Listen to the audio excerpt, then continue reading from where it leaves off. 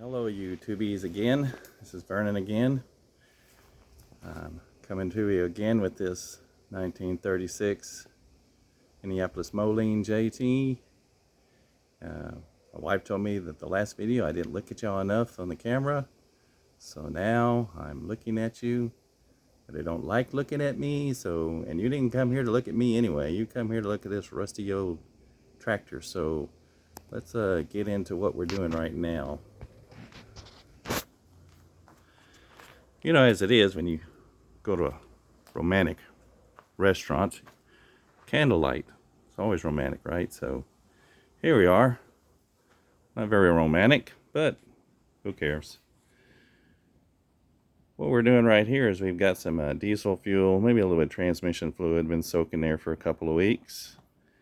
And number one cylinder seems to be seeping just a little bit, maybe once a week.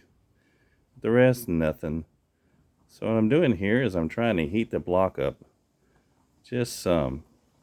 Hopefully that this will get it hot enough and the fluid that's actually in there may seep in just a little bit further. Yeah, probably ought to move that oil can out of the way. It might get a little hot too. Don't know. I'm going to move it. Yeah, it was a little warm there. All right. So the saga, again, was that this engine come out of near Fort Worth. Had it come from around here, there'd be hardly any sheet metal left because just down here in the south coast, it just rusts terribly. Humidity and heat and rain and moisture, tractors don't do well down here that's set for a long time. This came from a dry climate, and therefore it doesn't have near as much rust, but it still has rust.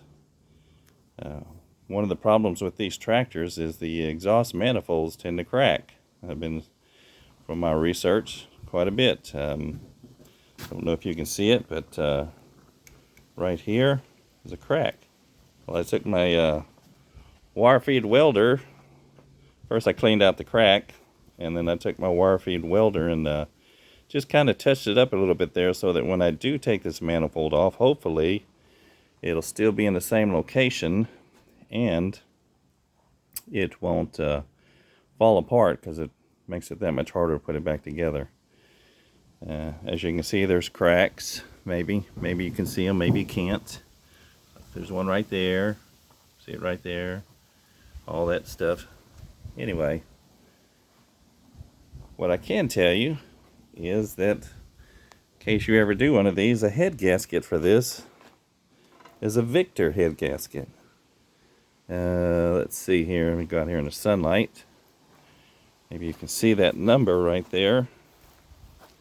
Maybe you can't. I don't know if you can or not. It says 8300B. That's on one side. The other side says Victor 1438. So, oh. Looks like somebody kind of gouged that gasket up a little bit. I think I can still reuse it. That's what I'm planning on. It even has a patent date on it. Anyway, if you're looking for a head gasket, if you can come up with that number for a Victor, which that's not what Minneapolis Moline used on these, so that's a different part. And maybe you can do a little searching on your Victor gaskets and maybe eBay or somewhere come up with something.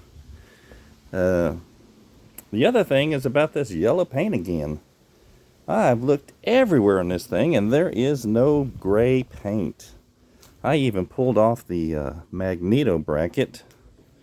Can't really tell from this, but it has yellow under it. When I pulled out the pan covers off, underneath there's yellow there. There is no gray on this tractor that I can find. So you know, you hear stories about people saying that, oh, they did it at this certain year. Well, were you alive then? Did you work at the company? You don't know. Did they experiment? Possibly. Who knows? So, we're just going to leave it at that maybe, possibly, somehow, early on, this thing was yellow and never gray. Because I have yet to find any gray on here. Now, I'm probably going to have to pull this engine away from the transmission. I was hoping that I could separate the block right here, unbolt the top, slide the motor forward enough where the clutch would disengage, and lift the engine out of the pan without having to split the axle from the transmission. But while I was underneath there, lo and behold, they have dowels in the block in the pin. So that's not going to happen. There won't be any sliding forward. I did pull the bottom off of there. And here's the oil pump right here. As you can see, it's just a regular old pump. It does turn. Didn't look too bad, although the pan cover was, man, there was about 1.5 inches of gunk in the bottom of that thing. It's a good thing I didn't try to start this thing. But anyway, I'm going to crawl down underneath there. If you hear a bunch of grunting and stuff, that'll just be fat me falling down there. But I'm going to try to shine a light up inside of there. Show you what the insides look like from underneath. Here we go. Oh, yeah. Let's see here. Right here. Number 1. Number 2. Oop, get out of there. It's number 2 rod. Cam over here. As you can see, go under here. This is where the oil pump was. That's the number 4. Number 3.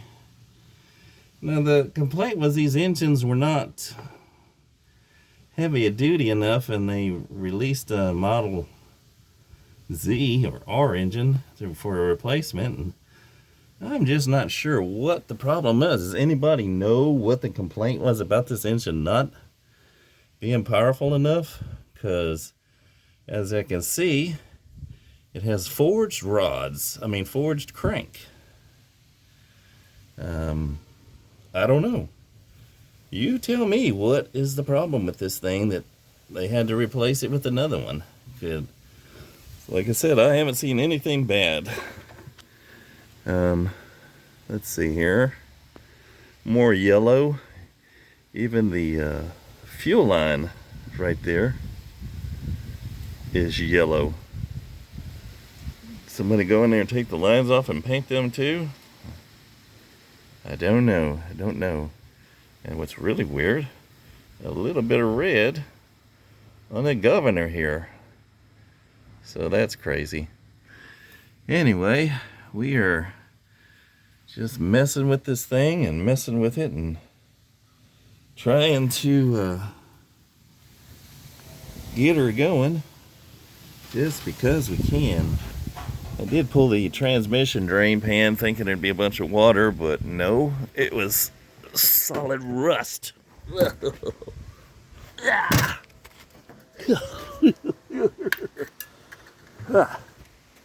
Oh, that was fun. Anyway, seemed like there was something else I wanted to show you. Oh, you can get a look at the inside of the head, which I told you before. This head is massive. It's bigger than a Ford 7.3 diesel. But F-head, all you get on the head is intake valves.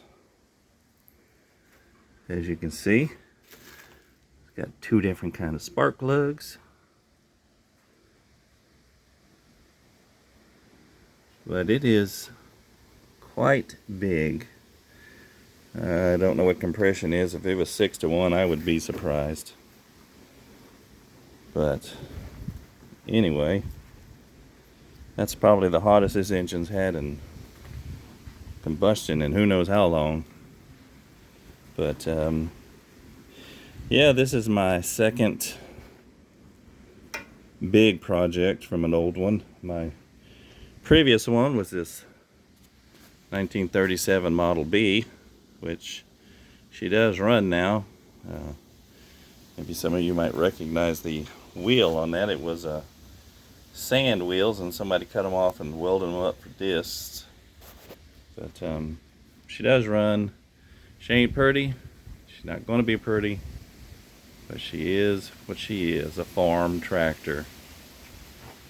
Anyway, thank you guys for showing me and looking at what I've got.